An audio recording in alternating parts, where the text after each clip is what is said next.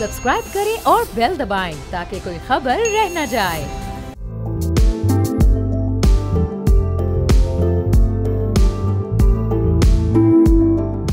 अस्सलाम वालेकुम, मैं और बाब जहांगीर, आप देख रहे हैं प्रोग्राम व्यापार। तमाम देखने वालों को ईद की बहुत बहुत मुबारकबाद। और ईद के तो अब अख्तामी लम्हात चल रहे हैं और इसके साथ साथ अब बजट की आमद है और एक रिवायती माहौल हमारे मुल्क में बजट से पहले बन जाता है। बहुत सारे लोग और बहुत सारे सेक्टर से मुंसलिक लोगों को ये डर होता है कि पता नहीं कौन कौन से नए टैक्सेस उनके ऊपर लगा दिए जाएंगे, कैसे एक महंगाई का नया तूफ़ान जन्म लेगा, कैसे लोगों के हालात और लोगों की ज़िंदगी मज़ीद मुश्किल हो जाएगी। और कहीं ना कहीं दिलों में एक उम्मीद और दुआ भी लोगों की होती है कि शायद हुकूमत इस बार कुछ हल्का हाथ रखे और कोई रिलीफ उन्हें मिल सके। शायद तनख्वाहदार लोगों पर जो टैक्स की शरह है उसको कम कर दिया जाए, या जो दीगर डायरेक्ट और इनडायरेक्ट टैक्सेस हैं उनमें कहीं हुकूमत थोड़ा सा रिलीफ दे। लेकिन ऐसा होना खासा मुश्किल हमें नज़र आता है, ख़ासतौर पर जो पिछले 2-3 साल गुजरे हैं। अब मुख्तलिफ सेक्टर्स से मुतालिक लोगों की इससे पहले भी हमने आपसे मुलाकात करवाई और आज भी बहुत ही ख़ास मेहमान हमारे साथ मौजूद हैं। ज़रा उनसे जानेंगे कि उनके सेक्टर के लोग इस वक्त कितना प्रेशर महसूस कर रहे हैं इस बजट का। मोहम्मद हसन बख्शी साहब, चेयरमैन आबाद, हमारे साथ मौजूद हैं। हसन साहब, बहुत शुक्रिया सर प्रोग्राम के लिए, आपने वक्त निकाला इस खास मौके पर। एक तो ज़ाहिर ईद का भी मौका है और फिर अब फौरी तौर पर बजट ने भी आना है। तो अब इस पहले ज़रा ईद की मुनासबत से आप कुछ बताइएगा कि कैसे ईद तो आप बड़ी ज़ाहिर लोग गुजारते हैं और बड़ा अच्छा एक माहौल होता है खुशी का, लेकिन अब ये बजट का कितना प्रेशर महसूस कर रहे हैं फौरी तौर पर इसके बाद। जी, बिस्मिल्लाहिर्रहमानिर्रहीम, आपका बहुत शुक्रिया। मैं आपके चैनल के तवस्सुत से तमाम पाकिस्तानियों को ईद मुबारकबाद कहना चाहता हूँ और उम्मीद करता हूँ कि ये ईद हम सब के लिए अच्छी रही होगी और इस ईद के आने के बाद वाला साल मज़ीद बेहतर होगा। कल पाकिस्तान में बजट आने वाला है और बहुत, जैसे आपने कहा, बहुत से लोगों की ये उम्मीदें हैं कि कुछ आसानियाँ होंगी, कुछ आम आदमी के लिए तकलीफ़ें दूर होंगी, कुछ और मुल्क आगे की तरफ तरक्की करेगा। इसी तरह कुछ लोगों का ख्याल है टैक्सेस बढ़ेंगे, बोझ बढ़ेगा, बट मैं उन ऑप्टिमिस्टिक लोगों में से हूँ जो मैं समझता हूँ कि पाकिस्तान में कारोबार की आसानी होगी। कारोबार की आसानी होने की वजह से एम्प्लॉयमेंट जनरेट होगी, एम्प्लॉयमेंट जनरेट होने के बाद इकोनॉमिक एक्टिविटी होगी और उससे रेवेन्यू जनरेशन भी होगा। क्योंकि और बजट इस किस्म का आएगा कि जिससे एक्टिविटी बढ़ेगी, क्योंकि ये हमारे पाकिस्तान के इंटरेस्ट में है। पाकिस्तान के इंटरेस्ट में ये नहीं है कि हम पाकिस्तान में इतने टैक्सेस लगा दें कि लोग पाकिस्तान में कारोबार करना छोड़ दें या कि अल्टरनेट ज़राए ढूंढने लगे। हमारे सेक्टर की तवज्जुह से हमने 2-4-6 तजावीज़ात दिए हैं, वो दी हैं कि ये करना हमें चाहिए। उसमें मेन हमने ये कहा है कि हमें आप नेक्स्ट 10-15 ईयर्स की पॉलिसी दे दें, उसके बाद हम अब फैसला करेंगे कि हम मज़ीद इन्वेस्टमेंट करना चाहते हैं कि नहीं, क्योंकि ये कैपिटल इन्वेस्टमेंट इंटेंसिव बिजनेस है।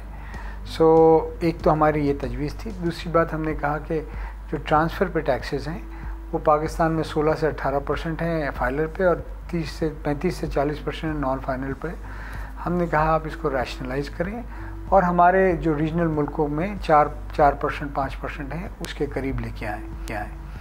तीसरी बात हमने कहा कि पिछले 5-6 साल में पहले 7C का टैक्स आया, फिर 100D का आया, फिर 7E का आया, फिर 7F का आया, फिर 236C का टैक्स बढ़ गया, 236W का टैक्स बढ़ गया। ऐसे कारोबार नहीं हो सकता।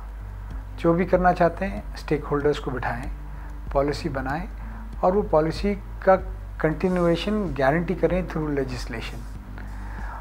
इसके अलावा हमने ये भी कहा है कि अगर आप पाकिस्तान में, चूँकि ये इंडस्ट्री जब चलती है तो 72 इंडस्ट्री साथ चलती है। ये इंडस्ट्री एग्रीकल्चर के बाद सबसे ज़्यादा एम्प्लॉयमेंट प्रोवाइडर है। 10 मिलियन लोग इससे रोज़गार हासिल करते हैं। जो पाकिस्तान में 38 बिलियन का रेमिटेंस इंशाल्लाह एक्सपेक्टेड है इस ईयर, इसमें 52% इस सेक्टर में लगने वाला है। इस सेक्टर में 10 मिलियन मकानों की शॉर्टेज है। मैं नहीं कहता, वर्ल्ड बैंक कहता है। इस सेक्टर में खूबी ये है कि काम करने वाले पाकिस्तानी, करवाने वाले पाकिस्तानी, ज़मीन पाकिस्तानी, जो सीमेंट, सरिया, रेती, बजरी, क्रश लगता है वो तमाम पाकिस्तान का। और जो इन्वेस्टमेंट होता है वो भी पाकिस्तान में होता है और एक्सपेक्टेड पाकिस्तानी भी अपना सरमाया भेजते हैं कि वो पाकिस्तान में इन्वेस्ट करें। ये वो मदर इंडस्ट्री है कि जो सेकेंड वर्ल्ड वॉर के बाद जर्मनी में आपको पता है भरपूर तबाही हो गई थी, उन्होंने इस इंडस्ट्री को सपोर्ट किया।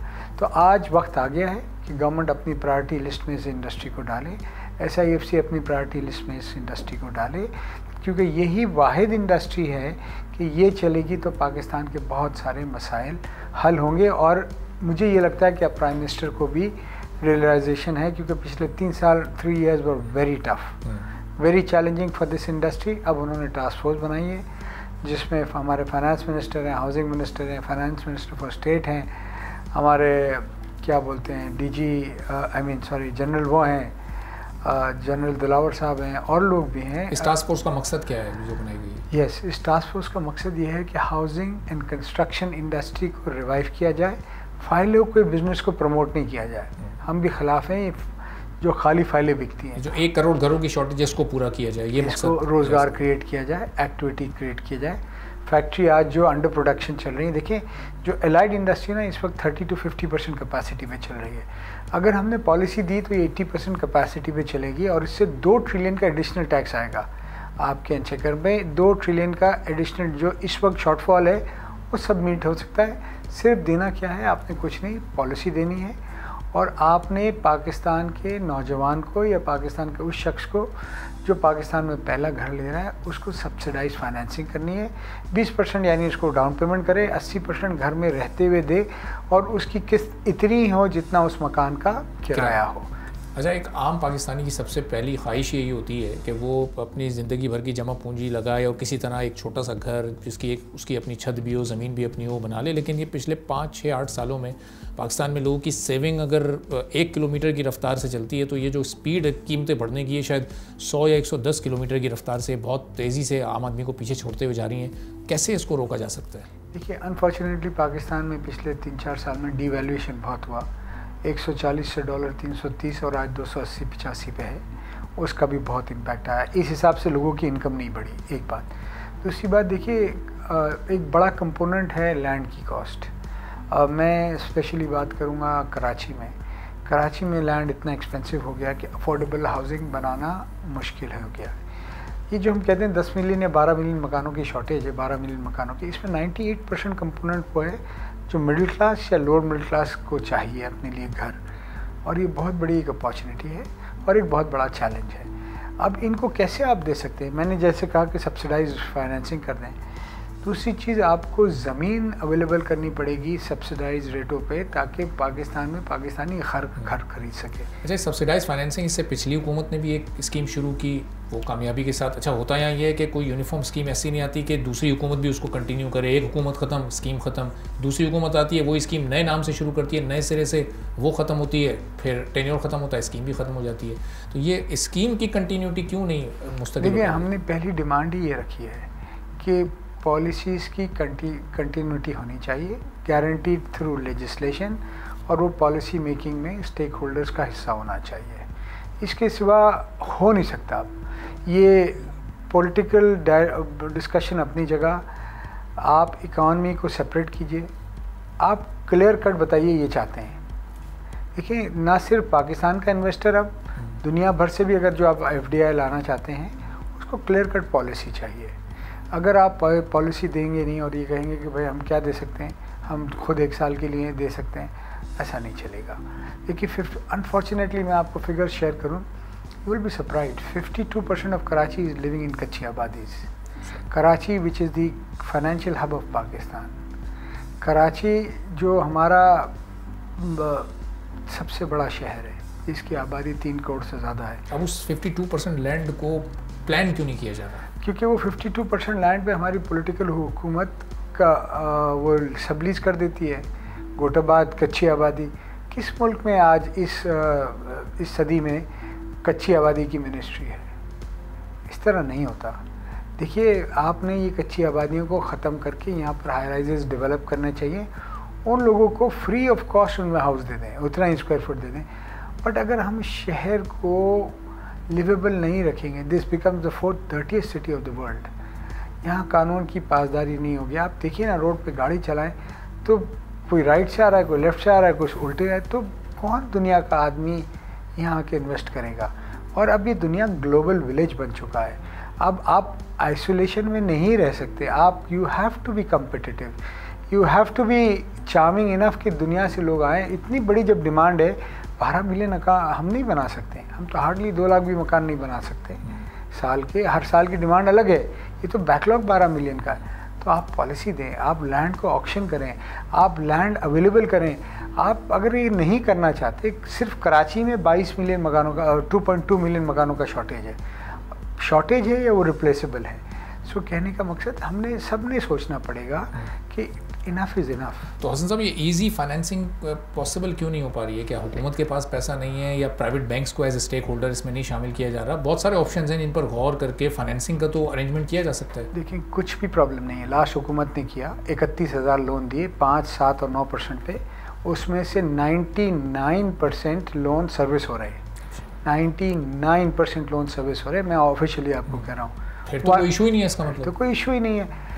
बात यह है कि आपको कैसे किया इन्होंने, सब चीज़ तो अपनी जगह मौजूद है ना, मॉडल मौजूद है, वो कर दें, उसको अडॉप्ट कर दें, छोड़ें उसका नाम कुछ भी रख दें, पुराना पाकिस्तान रख दें, जो मर्ज़ी आप रख दें, आप काम तो करने दें, लोगों को मकान तो लेने दें। मैं ये समझता हूँ कि उसमें क्या किया था गवर्नमेंट ने कि जो सब्सिडी थी ना, वो बैंकों को कहा था हम देंगे, और डायरेक्ट अकाउंट से एडजस्ट करवा दी थी स्टेट बैंक के। ये कर दें, बैंक क्यों नहीं करेंगे? बैंक को क्या प्रॉब्लम है?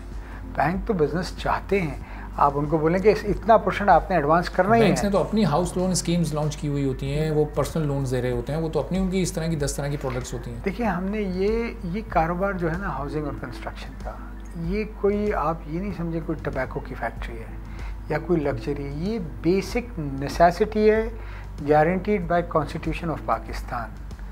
फंडामेंटल राइट है कि हर आदमी को रोटी, कपड़ा, मकान उसका राइट है।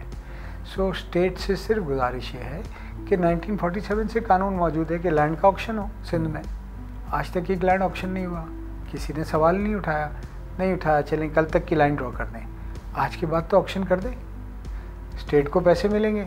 स्टेट के पास 500 बिलियन रुपए एनुअली आ जाएंगे इंफ्रास्ट्रक्चर डेवलप करने के लिए, हेल्थ कार्ड के लिए, स्कूल्स को बेहतर करने के लिए, हॉस्पिटल को बेहतर करने के लिए, एक आम आदमी की क्वालिटी ऑफ लाइफ को बेहतर करने के लिए, क्लाइमेट चेंज पे, ट्रांसपोर्ट पे। आप लैंड ऑक्शन तो करें। आप क्यों अपने मनपसंद लोगों को अलॉट करना चाहते हैं, और आप चाहते हैं कि बिल्डर, आप उनको 1000 रुपये में अलॉट करें और बिल्डर उनसे 1 लाख रुपये मिले और 99,000 मिडलमैन खा ले?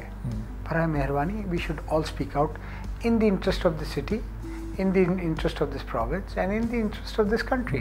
If Karachi will progress, the whole country will progress. अच्छा, पिछले 2-3 सालों में पता है कि बहुत मुश्किल में गुजरे, मैक्रो इंडिकेटर्स भी पॉजिटिव नहीं थे। आहिस्ता आहिस्ता हुकूमत ने SIFC की मदद से कोशिश करके कंट्रोल कर लिए अब चीज़ों को। अब ये सब मुमकिन क्यों नहीं हो पा रहा है? ये इनिशिएटिव्स क्यों नहीं लिए? चंद सेक्टर्स पे हुकूमत की बड़ी अच्छी परफॉर्मेंस और फोकस है, उसमें माइनिंग सेक्टर है, उसमें IT सेक्टर है, टेक्सटाइल पर भी ऑन एंड ऑफ तवज्जो एक रहती है, लेकिन ये इस हाउसिंग सेक्टर को, कंस्ट्रक्शन सेक्टर पर वो फोकस क्यों नहीं नज़र आ रहा है? देखिए, मैं ये समझता हूँ कि बहुत अच्छा है कि माइनिंग सेक्टर पे है, IT पे है और दीगर उस पर भी है, पर मैं SIFC वालों से जाके मिला था और मैंने कहा कि प्लीज़ आप इसको अपनी प्रायोरिटी लिस्ट में डालें। तो उन्होंने कहा कि हमें अंदाज़ा है, पर एज ऑफ टुडे हमारी प्लेट फुल है, हमारे पास बहुत जिम्मेदारियाँ हैं, काम हैं। हमने कहा कोई मसला नहीं, आप 2-4 महीने बाद रिविज़िट कर लीजिएगा, देख लीजिएगा और इसको डाल दें। मैं ये कहता हूँ कि देखें, ये जो एक तो right man for the right job, ऐसा नहीं है। अगर आप राइट मैन को लेके आएंगे इस सेक्टर के लिए, तो वो जो जानता है, काम कर चुका है, काम करवा चुका है, वो ये काम करवा पाएगा। इस तरह ये इतना बड़ा सेक्टर है, हम कोई अकली कुल नहीं है, बट इंडस्ट्री चलेगी, डिमांड मौजूद है, ख़रीदार मौजूद है, फिर क्यों नहीं चल रही? फिर क्यों दुबई लोग जाके काम कर रहे हैं? क्यों सऊदी अरब को एक्सप्लोर कर रहे हैं? क्यों? क्योंकि हमने अपनी पॉलिसीज़ इतनी इनकंसिस्टेंट बना दी है कि लोगों को काम करने के लिए दुश्वारियां हो रही हैं। लोग आज जो 40 साल से इस काम में, वो भी नया प्रोजेक्ट नहीं कर रहे हैं। क्या वजह है? उनकी नेक्स्ट जनरेशन इस कारोबार में नहीं आना चाह रही है। क्या वजह है? क्योंकि आप एक 16 डिग्री के कमरे में बैठ के, जहाँ का टेम्परेचर 16 डिग्री AC का आप कंट्रोल करते हैं, आप पॉलिसी बनाते हैं और स्टेक होल्डर को नहीं मिलाते हैं, तो नतीजा आपके सामने है। मैं तो इनको कह के आया हूँ, अगर आप इस तरह करेंगे तो फिर आप ही चलाएं, हम प्लॉट दे देते हैं, आप समझते हैं बहुत नफ़ा है, आप बना के हमें हमारा नफ़ा दे दीजिएगा, आपको लग पता जाएगा किस तरह काम कर रहे हैं। एनवायरनमेंट तो देखिए ना, एनवायरनमेंट तो देखें, पॉलिसीज़ तो देखिए। कोई चीख के थक गए कि लैंड रिकॉर्ड को कंप्यूटराइज किया जाए, चीख के थक गए कि अप्रूवल का प्रोसेस डिजिटलाइज किया जाए, चीख के थक गए कि टैक्स के रेट्स को रैशनलाइज किया जाए, चीख के थक गए कि कंसिस्टेंट पॉलिसी दी जाए। सो इसमें कौन सी नाजायज़ बात है? मुझे बताइए ना। एक बात हम वही कह रहे हैं कि आप नाजायज़, आप इर्द गिर्द का माहौल तो देखेंगे ना कि क्या हो रहा है। आप देखें, उससे आप 2% बढ़ा दें, यानी 50% बढ़ा दें।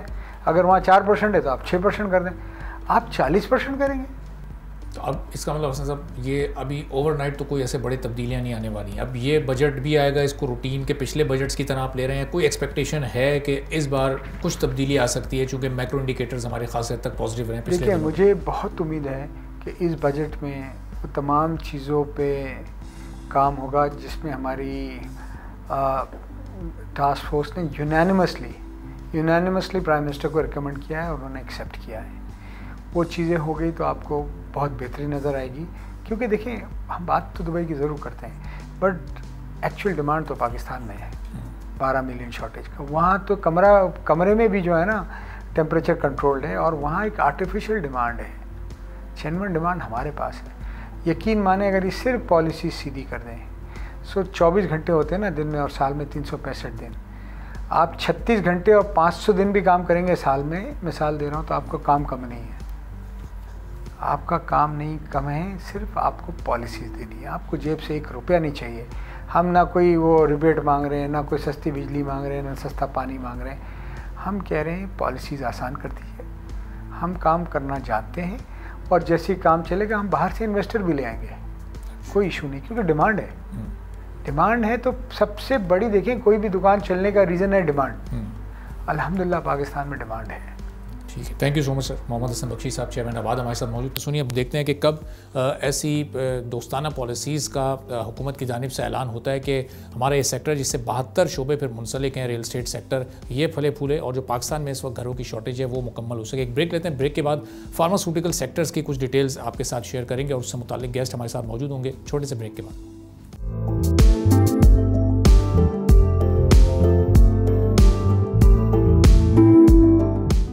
एक बार फिर आपको प्रोग्राम में खुशामदीद कहेंगे, और पाकिस्तान में हम ये देखते हैं कि हर गुज़रते वक्त के साथ दवाएं महंगी होती रहती हैं, और महंगाई की अपनी जो भी शरह हो, लेकिन हमने पिछले कई सालों में कुछ दवाओं की कीमतें दुगनी होते भी देखी हैं। अक्सर हम ये भी देखते हैं कुछ दवा अहम बहुत ही जो कॉमन दवाएं वो भी मार्केट में उनकी कमी हो जाती है, उनका एक बहरान पैदा हो जाता है। तो आखिर ये कौन से अवामिल होते हैं, और जो फार्मा इंडस्ट्री है पाकिस्तान की, वो किस तरीके से इस वक्त काम कर रही है, पाकिस्तान की इकॉनमी में उसका इस वक्त क्या रोल है, और कितना इंपॉर्टेंट रोल वो आने वाले दिनों में प्ले कर सकती है, इस पर हम गुफ्तगू करेंगे। मियाँ खालिद मिसबाहुर रहमान साहब, फॉर्मर चेयरमैन है पाकिस्तान फार्मास्यूटिकल एसोसिएशन के, हमारे साथ मौजूद हैं। खालिद साहब, बहुत शुक्रिया, आपने प्रोग्राम के लिए वक्त निकाला।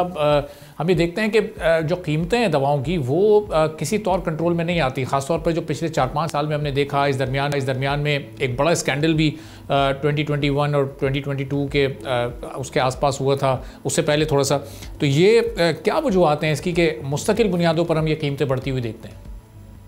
जी अरबाब साहब, थैंक यू एक तो इन्विटेशन का आपके। देखिए, इसमें जी कुछ वजूहात जो टेक्निकल हैं, कुछ वजूहात हमारी मुल्क के मुताबिक हैं, कुछ वजूहात इंटरनेशनल फैक्टर्स की वजह से हैं। तो हम मैं एक एक करके 2-3 आपको मेन पॉइंट्स दूंगा, तो बात ज़रा आपके सुनने वालों के लिए भी क्लियर हो जाएगी, और आसान ज़ुबान में आम आवाम के लिए ख़ास तौर पे जिन पे इस चीज़ का असर आता है। आप कह रहे हैं महंगाई की, ख़ास तौर पे महंगी अद्वियात का, तो उनको भी ये बात ज़रूरी है समझनी कि जी ये किन मजबूरी और किन वजूहात की वजह से ये चीज़ें की जाती हैं या होती हैं।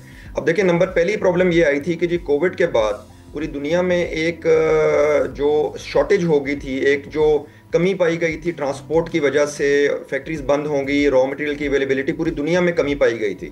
उसके बाद हुआ यूं कि जब पूरी दुनिया में एक इन्फ्लेशन की एक लहर आई, जब ये फैक्ट्रीज दोबारा खुली, सिर्फ फार्मास्यूटिकल में नहीं, हर तबके में ये चीज़ देखी गई कि शॉर्टेजेस थी चीज़ों की सप्लाईज रुक गई, फैक्ट्रीज बंद हो गई, ट्रांसपोर्ट बंद हो गई, इंटरनेशनल ट्रैवल बंद होगी। उस वजह से जब फैक्ट्रीज खुली, इसी तरह फार्मा के हमारे खाम माल बाहर से आते हैं, वो जब खुले तो उनमें एक जो पूरी दुनिया में डिमांड उनकी जब बढ़ी दोबारा, तो उसमें प्राइस वॉर भी शुरू हुई और प्राइस इंक्रीज बहुत ज़्यादा हुई।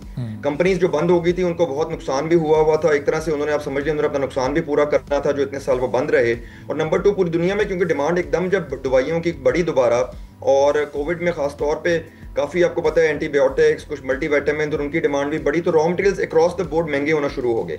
पाकिस्तान में साथ साथ ये हुआ कि 21, 22, 23 की जो साल हैं उनमें कि डॉलर की जो इंक्रीज़ है, कदर में जो इजाफा हुआ, यानी रुपए की कदर में जो डिवेल्यूएशन हुई, रुपया गिरता गया, उसका इम्पैक्ट अलग आया। रुपया 120 रुपए से 300 रुपए टच करके अब 280 पे कुछ, आपको पता है पिछले 1-1.5 साल से स्टेबिलिटी आई हुई है। उसका इम्पैक्ट दोबारा आया बिकॉज हमारे 90% खाम माल इंपोर्टेड होते हैं, पूरी दुनिया से इंपोर्ट किए जाते हैं, चाइना से भी किए जाते हैं, यूरोप से किए जाते हैं, हमारे हमसाया मुल्क से भी आते हैं, फिलिपाइंस से, मलेशिया से, and so on and so fourth. तो उनकी वजह से ये 2 तो फैक्टर हुए जो इकोनॉमिक थे, एक डिवेल्यूएशन हुई रुपए की, एक कोविड की वजह से पूरी दुनिया में डिमांड बढ़ी। नंबर 2 वजूहात ये हुई जी कि हमारी काफ़ी सालों से अनफॉर्चुनेटली पिछली हुकूमतों ने, हम उनसे रिक्वेस्ट करते रहते थे कि आप डॉलर के साथ साथ रुपए की कदर जो कमी बेशी होती है, एनर्जी कॉस्ट में चेंज आती है, लेबर की आप वेजेस बढ़ाते हैं हर साल बजट में, इसी तरह जो इंपोर्ट ड्यूटीज़ हैं वो चीज़ें हैं, इन सारों को मद्देनजर रखते हुए दवाइयों की जो कीमत है अद्वियात की, खासतौर पे जो जान बचाने वाली अद्वियात हैं, उनकी कीमतों में साथ साथ आप एक तसलसल बरकरार रखें एक पॉलिसी के तहत। 2018 में एक पॉलिसी फाइनली बनी अद्वियात की कीमत तय करने के लिए। उससे पहले पाकिस्तान में कोई पॉलिसी एग्जिस्ट नहीं करती थी जिस पे कोई अमल दरामद हो सकता, लेकिन अनफॉर्चुनेटली 2021-22 में दोबारा यही हुआ कि उस पॉलिसी पे अमल दरामद भी छोड़ दिया गया। उस पॉलिसी में जो तरीक़ेकार रखा गया था दवाइयों की हर साल कीमत तय करने का, वो भी बंद कर दिया गया। उसकी वजह से ये 2-3 साल के जो असरात हुए उनका इकट्ठा असर पड़ा पिछले साल आके। नई हुकूमत आई और केयरटेकर गवर्नमेंट, उन दोनों ने बात समझी कि अगर हम इस चीज़ को कंटिन्यू रखेंगे तो पाकिस्तान में तो अद्वियात मिलना पहले ही बहुत मुश्किल हो गई थी, बिल्कुल ही बंद हो जाएंगी। और अगर लोकल मैन्युफैक्चरिंग बंद होगी, खुदा न ख्वास्ता लोकल अद्वियात साजी बंद हो गई, तो इम्पोर्टेड दवाई का तो बेनसार ही नहीं किया जा सकता। नंबर 1, खुदा न ख्वास्ता जिस तरह जंग की सूरत हाल पैदा होगी, आपकी तमाम फ्लाइट्स बंद हो गई, तो आप कैसे दवाई इंपोर्ट कर सकते हैं अगर आप लोकल बनाना बंद कर दें। तो स्ट्रेटेजिकली भी ये एक इंपॉर्टेंट चीज़ है। इसका दूसरा फ़ायदा ये हो रहा है कि जो दवाइयों की कीमतों को as per ground reality settle किया गया है, इसका फ़ायदा ये हो रहा है कि दवाइयों की अवेलेबिलिटी बहुत बेहतर हो गई है, और इस खत्ते में और इस हमारे मुल्क में इस सनत में इन्वेस्टमेंट भी बहुत ज़्यादा आ रही है, जिसका आइंदा आने वाले सालों में ना सिर्फ खाम माल की लोकल प्रोडक्शन में फ़ायदा होगा, बल्कि वैक्सीन और दूसरी जो हम अद्वियात इंपोर्ट करते हैं इंशाल्लाह वो भी लोकल बनना शुरू होंगी। सही। तो अब खालिद साहब, ये आप ज़ाहिर है अवेलेबिलिटी इस वक्त वाकई है दवाइयों की, लेकिन इसमें फिर जो बाइंग पावर है, बेस प्राइस के बढ़ने से बाइंग पावर लोगों की इतनी कम हो गई है कि इंपोर्टेड दवाइयाँ इस्तेमाल करने वाले पिछले चंद सालों में शायद लोकल पर शिफ्ट हो गए, लोकल इस्तेमाल करने वालों की शायद क्वांटिटी उन्होंने कम कर दी होगी। यानी इतनी मुश्किलात लोगों के लिए बढ़ चुकी हैं बेस प्राइस बढ़ने से कि अब अगर थोड़ी भी कीमत बढ़ती है तो वो भी उन्हें बहुत ज़्यादा लगती है। अरबाज साहब देखिए, इसमें एक जो परमानेंट हल दुनिया ने निकाला है, दुनिया ने इसका परमानेंट हल ये निकाला है। अगर आप देखें तो इवन अमेरिका जो कि दुनिया की सबसे लीडिंग इकोनॉमी है, और उधर अद्वियात साज अदारे बहुत बड़े बड़े हैं, और उनकी बाइंग पावर हमारे से तो कंपैरिजन ही कोई नहीं है। वहाँ उनका GDP पर कैपिटा $35,000 है, हमारा $1,200 है। वहाँ भी ये बात की जा रही है कि वहाँ जबकि इंश्योरेंस होने के बावजूद वो कहते हैं कि जी अद्वियात बहुत महंगी हो गई हैं। पाकिस्तान में अनफॉर्चुनेटली इवन दो हमारी अद्वियात साज इदारे, आपकी बात सही है कि इंक्रीज़ हुई है प्राइस में, बट वो एक रिक्वायर्ड इंक्रीज़ थी, वो एक मजबूरी थी। अगर वो ना की जाती तो उसके नुकसान बहुत ज़्यादा होने थे, दवा की अवेलेबिलिटी बिल्कुल ख़त्म हो जाती, इस में इन्वेस्टमेंट ना होती इस इंडस्ट्री में, और एक्सपोर्ट का जो इसमें पोटेंशियल है वो रियलाइज़ ना किया जा सकता। तो उसमें हमारा हमेशा गवर्नमेंट को रिक्वेस्ट रही है, और पिछली गवर्नमेंट ने इस पर थोड़ा सा काम किया था, बट वो सही डायरेक्शन पे नहीं रहे। उन्होंने एक सेहत कार्ड इशू किया था फॉर एग्जाम्पल। पूरी दुनिया में इंश्योरेंस होती है जो गवर्नमेंट प्रोवाइड करती है, मुनासिब कीमत पे प्रोवाइड करती है, ताकि गरीब आदमी पे बोझ ना पड़े अद्वियात खरीदने के लिए।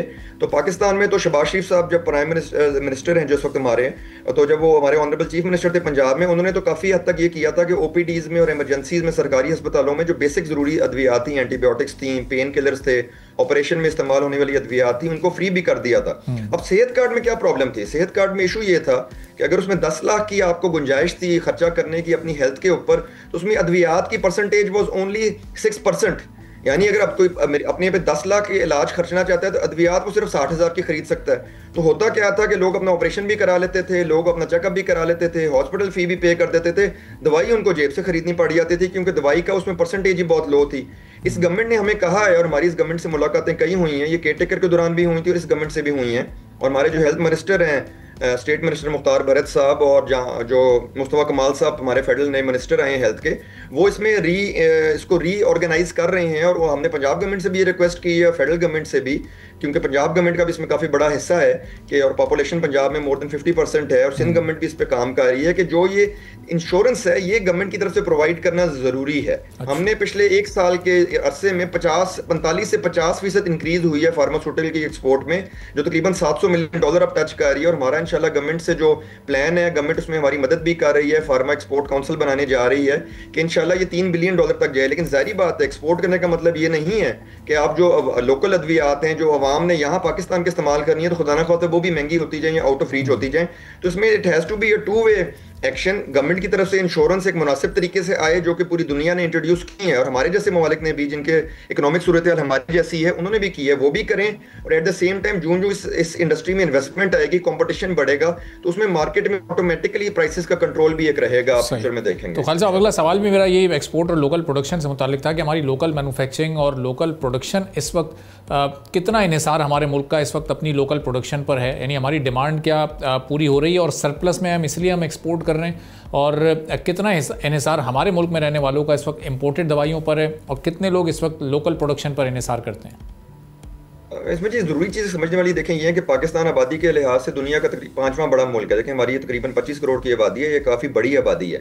हमें एक हमारी बहुत अच्छी, हमारा एक आप कह लें over the years local manufacturing का और डोमेस्टिक मैन्युफैक्चरिंग जो बढ़ती रही है, उसका फ़ायदा ये है कि हम तकरीबन 90 से 95% जो ज़रूरियात हैं मेडिसिन की, अद्वियात की, पाकिस्तान की, वो पाकिस्तान में ही मैन्युफैक्चर करके बना के अद्वियात साज अदारे पूरी कर रहे हैं। और इसमें दूसरा फ़ायदा ये हुआ है कि ओवर द ईयर्स जो हमारे लोकल इदारे हैं, जो लोकल मैन्युफैक्चरर्स हैं, उनका शेयर मार्केट में 70% पे पहुंच गया कंपेयर टू मल्टी नेशनल इदारे। मल्टी नेशनल इदारों की ज़रूरत बहुत होती है बिकॉज वो रिसर्च करते हैं, उनकी रिसर्च से हम भी सीखते हैं लोकल मैन्युफैक्चरर। लेकिन जो लोकल मैन्युफैक्चरर का जब इसमें शेयर बढ़ता है तो वो प्राइस में कंट्रोल रहता है। मल्टी नेशनल जारी बात है क्योंकि वो एक रिसर्च कर रहे होते हैं और उस रिसर्च का एक खर्चा होता है, तो उनकी कीमत ज़्यादा होती है लोकल मैन्युफैक्चरर के मुकाबले में। तो 90 से 95% अद्वियात की जो हमारी ज़रूरत है, हम अल्लाह का शुक्र है लोकल मैन्युफैक्चरिंग से, इसमें हमारी अगेन मैं कहूँगा जी इस गवर्नमेंट की, SIFC की, प्रोविंशियल इदारों की बहुत अब सपोर्ट है। वो समझ चुके हैं पिछले 1-2 सालों में कि ये कितनी ज़रूरी इंडस्ट्री है और इसको किस तरह सपोर्ट करना चाहिए ताकि इंडस्ट्री भी कायम रहे, इंडस्ट्री में ग्रोथ भी है और आवाम पे भी बोझ कम से कम पड़े। और जो एक्सपोर्ट की आपने बात की है,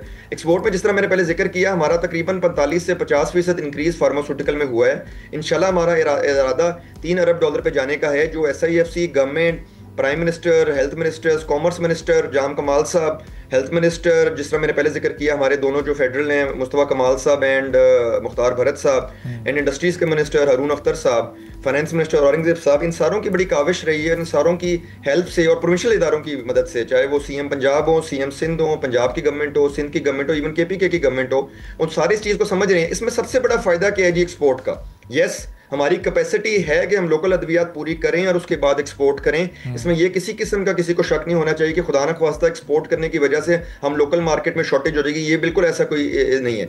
तो अद्वियात का एक्सपोर्ट करने का सबसे बड़ा फायदा ये है कि ये ब्रांड नेम से बिकती हैं। अगर मैं किसी ब्रांड का मोबाइल यूज़ कर रहा हूँ, मुझे उस ब्रांड का मोबाइल पसंद आ गया तो मैं आइंदा भी वही खरीदूंगा। तो मैं अगर एक ब्रांड जो पाकिस्तान का ब्रांड है, जिसकी डब्बी पे मेड इन पाकिस्तान लिखा होगा, मैं वो खरीदूंगा दुनिया में किसी और मुल्क में, तो मैं आइंदा भी वही खरीदूंगा। तो ये लॉन्ग टर्म एक्सपोर्ट होती है। ये इस तरह नहीं है कि हमने एक टी शर्ट बनाई और मेरे से सस्ती किसी ने टी शर्ट बना दी या बेहतर क्वालिटी की बना दी तो वो उधर शिफ्ट हो जाएंगे, क्योंकि टी शर्ट पर जिसका ब्रांड लगा हुआ है ना वो पाकिस्तानी है ना वो चाइनीज़ है, वो तो कोई यूरोपियन या अमेरिकन ब्रांड है। तो इसमें सबसे बड़ा फायदा ये है कि हम मेड इन पाकिस्तान प्रोडक्ट बेचेंगे इंशाल्लाह। और उसका फायदा ये होता है कि वो 1 साल के लिए एक्सपोर्ट आप नहीं करते, वो अगले 10-15 साल के लिए आपकी एक मार्केट रेडी हो जाती है। सही। तो खालिद साहब, जो मेड इन पाकिस्तान प्रोडक्ट की आप बात कर रहे हैं, जो यहीं मैन्युफैक्चर हो रही है और 90 to 95% वो यहाँ की ज़रूरत पूरी करने के बाद एक्सपोर्ट हो रही है, उसका भी रॉ मटेरियल हम बाहर से ही इंपोर्ट कर रहे हैं या रॉ मटेरियल भी यहाँ पर बन रहा है? चूँकि ज़ाहिर है फ़ायदा उसका पूरा हमें तभी होगा जब हम रॉ मटेरियल भी यहीं पर प्रोड्यूस कर रहे हो। ये जी आपकी बात बहुत वैलिड है और ये कोविड के दिनों में इसका बहुत एहसास पूरी इंडस्ट्री को हुआ, हमें भी हुआ, पूरी दुनिया में भी लोगों को हुआ कि खाम माल जब बाहर से आना बंद हो गया तो इवन दो हम दवाई लोकल बना रहे थे, लेकिन खाम माल मोस्टली बाहर से आ रहा था, जिस तरह मैंने बताया कि 90% से ज़्यादा बाहर से आता है।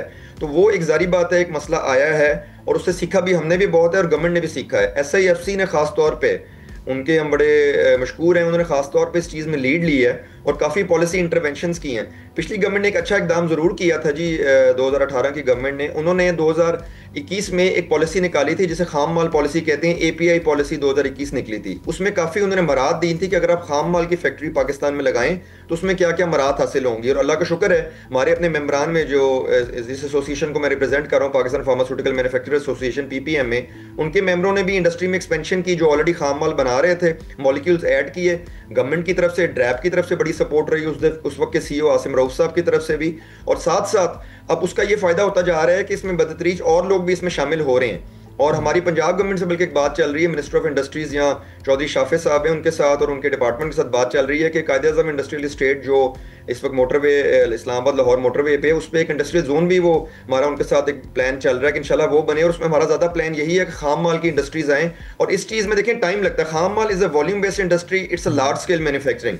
ये ओवरनाइट नहीं होती है, लेकिन अल्लाह का शुक्र है पिछले 4 सालों में जब से वो पॉलिसी आई है, और उस पॉलिसी का तसलसल ना सिर्फ केयरटेकर गवर्नमेंट में बल्कि इस गवर्नमेंट ने बरकरार रखा है, बल्कि प्राइम मिनिस्टर साहब की तरफ से और SIFC की तरफ से और हमारे जो एहसास इदारे हैं उनकी तरफ से, तो खास तौर पे इस पे बड़ी सीरियस काम हो रहा है कि हम जितनी जल्दी लोकल खाम माल पे करें। और खाम माल का भी एक एडवांटेज है जी कि हम वो भी एक्सपोर्ट करते हैं, जिस तरह हम इंपोर्ट करते हैं दूसरी इंडस्ट्रीज के मुल्कों से, बाकी इंडस्ट्रीज दूसरे मुल्कों की भी इंपोर्ट कर रही हैं उन्हीं मुल्कों से, तो इंशाल्लाह वो भी है। बट अगेन वो ओवरनाइट होने वाली चीज़ नहीं है, बट उस पर बड़ी तेज़ी से काम हो रहा है और इंशाल्लाह अगले 3 से 4 साल में उसमें वाज़ेह फ़र्क हमें नजर आएगा कि हमारी रिलायंस इंपोर्टेड रॉ मटेरियल खाम माल पे भी कम होगी, नंबर 1। और रिसेंट जो हमारे हालात रहे हैं हमारे नेबरिंग कंट्रीज के साथ, उसका भी जरा उस पर इस तरह की चीज़ों का असर कम पड़ेगा। और नंबर 3, कल को खाम माल भी यहाँ से एक्सपोर्ट हो सकता है, जो कि आपके लिए एक और एक्सपोर्ट अर्निंग ना सिर्फ इस इंडस्ट्री के लिए बन सकती है बल्कि हमारे मुल्क के लिए बन सकती है। तो खालिद साहब, इसमें एक्सपोर्ट्स को अपने बढ़ाने के लिए जो हमारे लोकल इन्वेस्टर्स हैं, अभी उनका कितना इंटरेस्ट है इस फील्ड में और कितनी इन्वेस्टमेंट एनुअल बेसिस पर आप उसमें इजाफा देख रहे हैं?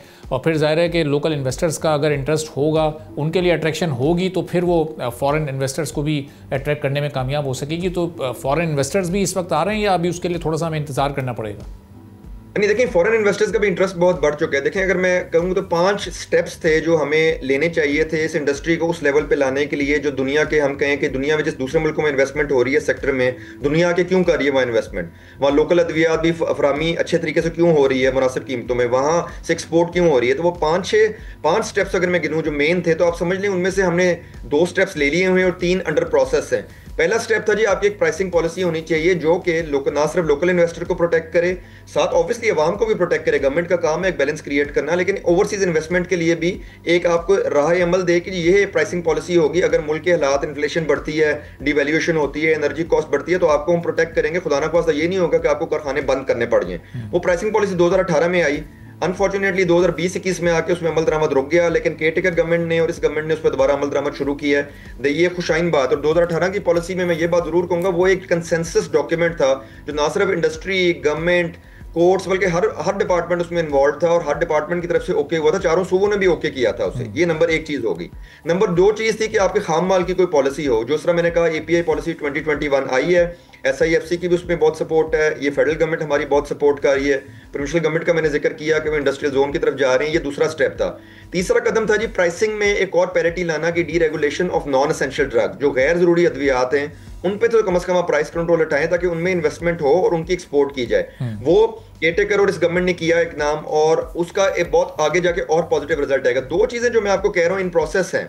एक उसमें से फार्मा एक्सपोर्ट काउंसिल बनने जा रही है, जो मैंने मिनिस्ट्री ऑफ कॉमर्स का पहले जिक्र किया, जाम कमाल साहब के साथ हमारी मल्टीपल मीटिंग्स पिछले साल 1.5 से चल रही हैं और बहुत पेशरफ्त हुई है। उसके अंदर trade development authority of Pakistan भी उसमें इन्वॉल्व है, उसमें हमारी मिनिस्ट्री ऑफ इंडस्ट्रीज भी इन्वॉल्व है, उसमें हमारा ड्रग रेगुलेटरी अथॉरिटी ड्रैप भी इन्वॉल्व है, मिनिस्ट्री ऑफ हेल्थ भी इन्वॉल्व है। हमारी जॉइंट मीटिंग्स हुई हैं। इंशाल्लाह ताला पाकिस्तान की पहली उस लेवल की एक्सपोर्ट काउंसिल जो दुनिया में बनती है वो फार्मा की बनने जा रही है। इंशाल्लाह मिनिस्टर ऑफ कॉमर्स की अप्रूवल उसमें आ गई हुई है। इंशाल्लाह PM लेवल तक ये चीज़ जाएगी, कैबिनेट लेवल तक। वो इंशाल्लाह हमें उम्मीद है अगले चंद माह में हो जाएगी। उसके फाइनल फेज में हम आगे हुए हैं, या इन प्रिंसिपल अप्रूवल हो गया हुआ है और उसकी अब लीगल और सारे जो कानूनी उसके पहलू हैं वो कवर करने हैं हमने। उसमें ये होगा कि जो आपने बात की है कि ओवर इन्वेस्टर को आप क्या मराद देंगे, चाहे वो ओवरसीज इन्वेस्टर है, लोकल इन्वेस्टर है, तो वो एक्सपोर्ट काउंसिल उन चीज़ों पर काम करेगी। और हमारे हमसाया मुल्क ने उस चीज़ पर बहुत काम किया है। उनकी ये एक्सपोर्ट काउंसिल 2012 में माज़रे वजूद में आई थी और 2012 से लेके आज तक they have now crossed 30 Arab dollar उन्होंने क्रॉस किए हैं इस साल फार्मास्यूटिकल एक्सपोर्ट में। तो हमारे पास एक बिल्कुल नेबरिंग कंट्री में एक बहुत ही सक्सेसफुल मॉडल उसका मौजूद है, और कंट्रीज के मॉडल भी मौजूद हैं, लेकिन मैं एक उस मुल्क की बात कर रहा हूँ जिसके चले डेमोग्राफिक, जिसमें जो अद्वियात हैं कि बनाने का तरीकेकार, जिसमें जो अद्वियात की रिक्वायरमेंट है हमारे से मिलती जुलती हैं। नंबर आखिरी चीज जो है जी, वो ड्रग एक्ट का जो कानून है 1976 का, उसमें 1976 के बाद से अनफॉर्चुनेटली हमने कोई अपडेट नहीं किया।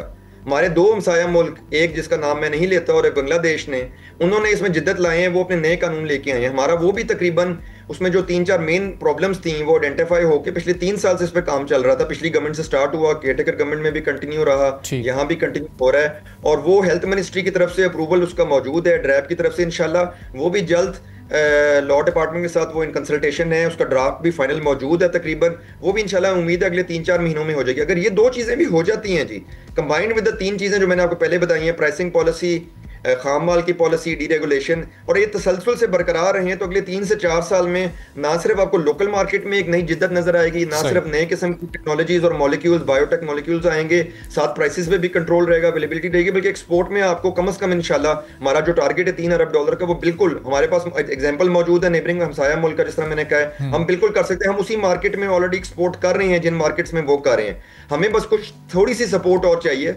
वो आ जाएगी तो इंशाल्लाह हम भी उनके लेवल पे पहुंचेंगे। Obviously they had a very long start before us, but हम इंशाल्लाह उनके लेवल पे जरूर पहुंचेंगे। ठीक है खालिद साहब, चंद एक और जो सवाल हैं इंशाल्लाह अगली किसी नशिस्त में वो आपके सामने रखेंगे।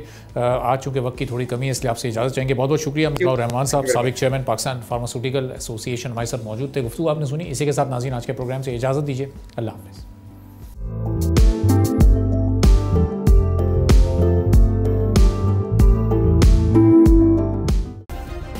सब्सक्राइब करें और बेल दबाएं ताकि कोई खबर रह न जाए।